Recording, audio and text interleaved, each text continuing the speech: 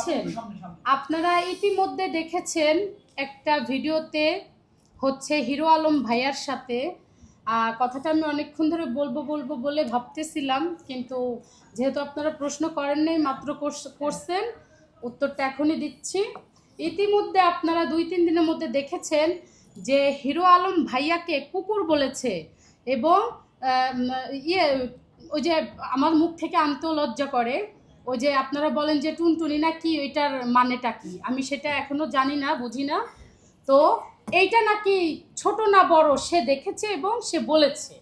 হ্যাঁ, সে কে মুখে আনতে লজ্জা করে নাম আমার, আমি নাম নাই ধরলাম, নাম আমি নাম ধরে তাকে আমার আর ভাইরাল বানানোর প্রয়োজন নাই, বুঝতে পেরেছেন? আমি বলবো ওই যে রাস্তাঘাটের যে মেয়েটা হচ্ছে তামান্না, যেটাকে বলে, যে রাস্তাঘাটে ভিডিও বানায় এবং সবার কাছে যে সাক্ষাৎ দেয়, নাভি বের করে টোরে এই সেই আবিজাবি করে টোরে, এই যে সেই মেয়েটার কথা বলছি। সে আমাকে বলে হিরো আলমের অফিসে যাইয়া হিরো আলম ভাইয়ার সাথে বিগত 12 বছর এক যুগ বলেন আমি রূপামণি মিডিয়াতে আসি, নাটকের কাজ করি অ্যাক্টর হিসাবে, মানে তার মানে কি বুঝতে পেরেছেন? মানে আমি একজন অভিনেত্রী। হ্যাঁ, আমাকে 5টা 10টা ডিরেক্টর চিনে, বলেন আমি 100টা বলবো না। আর ফিল্ম ইন্ডাস্ট্রিজে যদি ছবি নাও করে থাকি, সো আমাকে সবাই কম বেশি সবাই চিনে, সেখানে আমাদের চলাচলতি আছে। হ্যাঁ, কারণ আমার হাজব্যান্ড একজন স্ক্রিপ্ট রাইটার, কথা বুঝেন, ইগল মিউজিকে তার গল্প যায়, সেক্ষেত্রে সে সূত্র ধরেও কিন্তু আমি তার গল্পের কাজ করেছি এবং আরও আমি অ্যাজ এ একজন আর্টিস্ট হিসাবে আমাকে সবাই চিনে।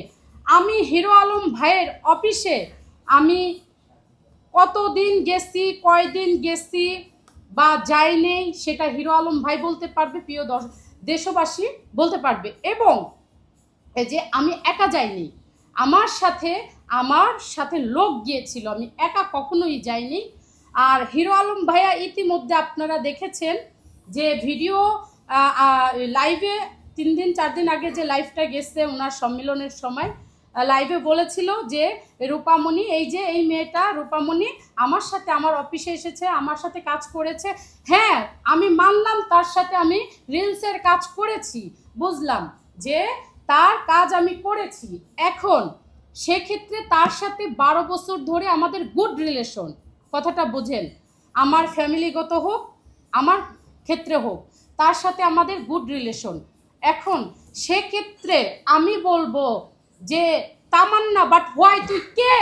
এই রাস্তাঘাটের মেয়ে, তুই কে আমাকে বলার যে তুই কে বলার যে হিরো আলমের অফিসে ভাইয়া হিরো আলম ভাইয়া ওই মেয়েটা আসলে ওকে বের করে দেবেন, ওকে বের করে দেবেন, ও আমাকে মারতে চাইছে। তুই কত বড় হ্যাডাম হয়েছিস, ডোন্ট টক, কত বড় হ্যাডাম হয়েছিস তুই, আমার গায়ে হাত দিয়ে দেখা। আমি মগবাজার এলাকায় আজকে 15-16 বছর। ভাই একটু বলতে দেন প্লিজ, আপনার গায়ে লাগাবেন না কথা। আমি প্রশ্নটা অ্যানসারটা আমি দিই, ঠিক আছে?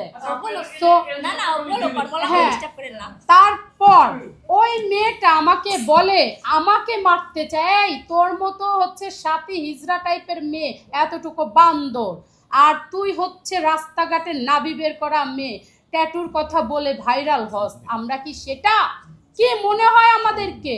অ্যাজ এ একজন অভিনেত্রী, ইউটিউব চ্যানেল খুললে দেখা যাবে 10টা 1000টা ডিরেক্টর রূপামণিকে চেনে, ভালো ভালো ডিরেক্টররা, নাম শুনবেন না, আমার বলতে গেলাম না।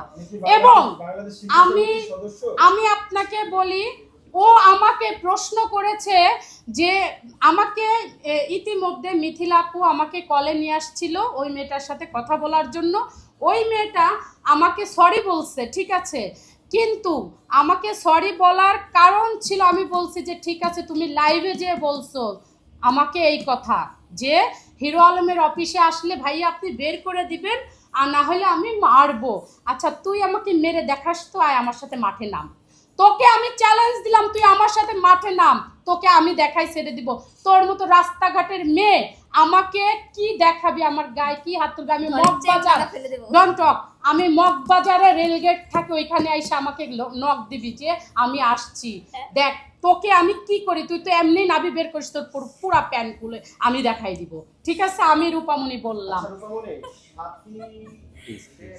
ও কয়েক ভাইয়া, তারপর হচ্ছে ও আমাকে, তারপরে মিথিলা আপু কথাটা শোনার পরে আমাকে ফোন দিয়ে সমঝোতায় আনতেছে যে রূপা তুমি তার সাথে একটু কথা বলো, আমি নিজেও জানি না।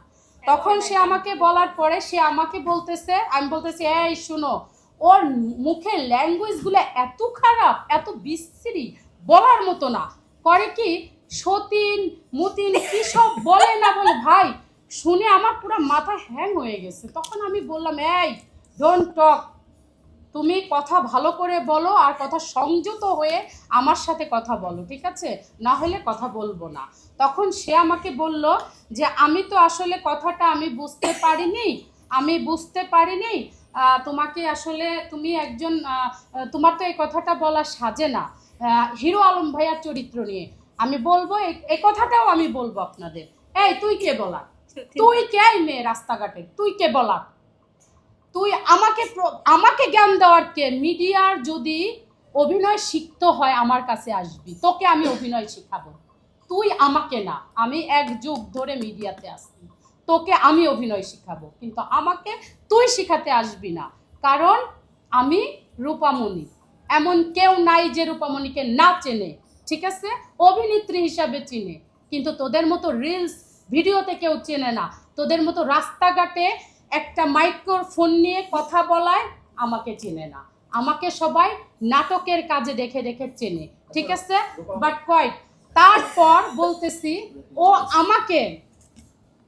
আমাকে সরি বলছে, কিন্তু আমি ওর প্রতি ঠিক আছে যে আমি হয়েছিলাম একটু, কিন্তু ও কি করছে, সরি বলার পরে আমাকে বলতেছে, আমি বললাম যে না ঠিক আছে তুমি আমার লাইভে, আমি তোমাকে কলে নিব, তুমি সবাইকে সবার সামনে সরিটা বলবা, তাহলে আমি তোমার প্রতি কোনো রাগ রাখবো না।